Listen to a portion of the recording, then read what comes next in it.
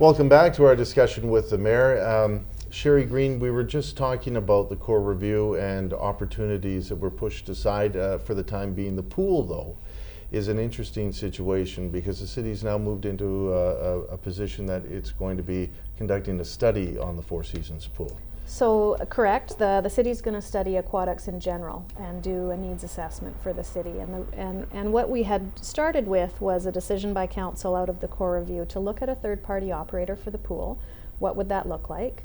And in staff doing some work around that, but what they're really challenged with is an aging building. This is a pool that was built in the early 70s. It's a very wet, moist, humid environment, so there's a lot of wear and tear on the structure. And they've come to a place where they really feel the building is at the end of its useful life. And so we have had some capital upgrades over the year, albeit modest, that have really extended the life of the pool as much as I think that they could. And it's also a place that provides some good amenities for users of the pool, but maybe it's not the most modern looking facility, and obviously our Aquatic Centre has a different set of things that it can offer in terms of what a modern pool looks like. So where we're at, council has agreed to fund for 2014 a needs assessment of aquatics in general. So it's not just the building itself and what the needs are for that building, but what are the needs for aquatics in the community. So a lot of the dollars that will be spent will be around studying the building envelope itself and getting a little engineering done around that and some true costing for what it might take to refurbish the building, or maybe it's to take the building down and do something different.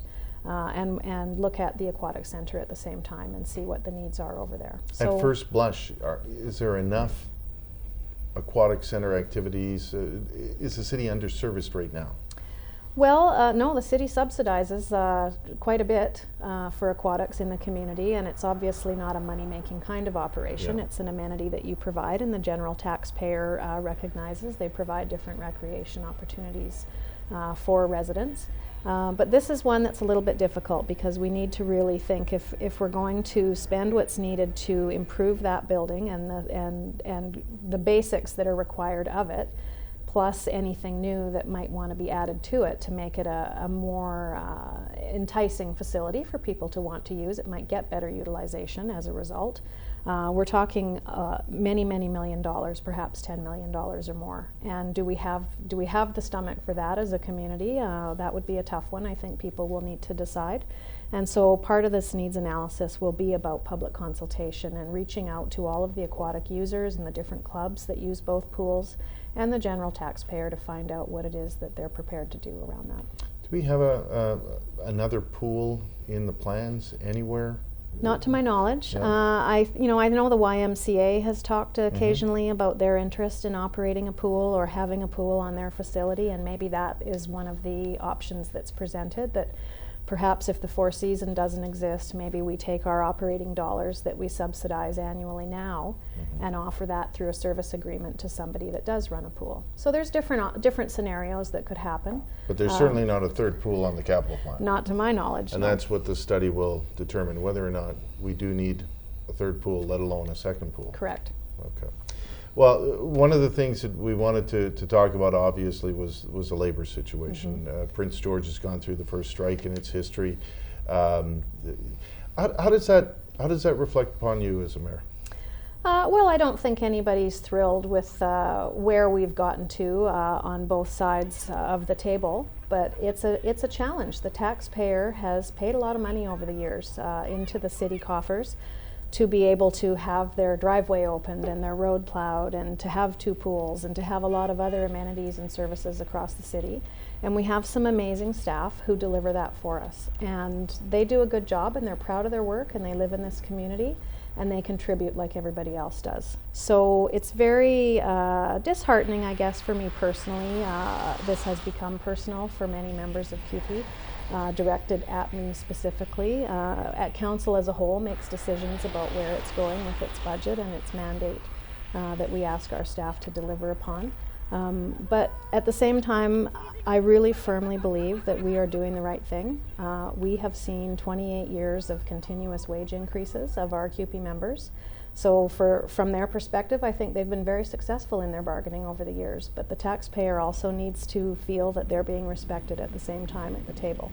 And so I think we're at a tipping point in their ability to pay, and we've seen a lot of other public and private sector people across the province that have not enjoyed such a long history. Just the last 5 years alone, we've seen a compounded 16% wage increase for CUPE, and I think that a lot of folks in the community have said, you know, that's a lot of money. And those are some pretty high wages and good paying jobs. And, you know, do we continue to do that? And we're really challenged with our budget. So we don't have an increase planned. In our 2013 budget, there was no money allocated for a wage increase, and it's the same for 2014. So what went wrong with these discussions, and when you look back at them? Well, I Where can't did say. it go wrong? I can't say. I don't know that it has gone wrong. I'm not at the table. Council is not a party to the table. We set direction for our administration. And so we have experienced city staff that are doing their best to deliver on council's mandate. And it's been a year. It's been a long conversation that's been going back and forth between the two parties, and they could only answer for you, you know, why they haven't been able to reach consensus among the two parties. But certainly you're the one who wears it. You must have some say. Well, council has set direction for our city administration, and they're trying to deliver on the mandate that we've given them. Am I wearing it? I'm quite happy to wear it. I think I'm doing the right thing for this community, and the taxpayer expects their dollar to be respected. So when this is all over, how do you restore, I guess, the level of respect that the union at this point says it needs? Well, I don't measure respect in your wage. I don't think people are entitled to a wage every year, and certainly in the private sector, you know, many wages are performance-based, whether or not you receive an increase to your salary. And if there a year goes by where you're not receiving a wage increase, does that mean you're not respected? I certainly don't see it that way. I think that there's certainly been a few folks, particularly in the union executive, that, you know, have a mandate with respect to me personally. They, you know, they may not agree with my politics or my style of governance, and perhaps wish there had been a different outcome, and so they're struggling to make sure that their agenda is met. All right, we'll come back with more with Shari Green here in a moment.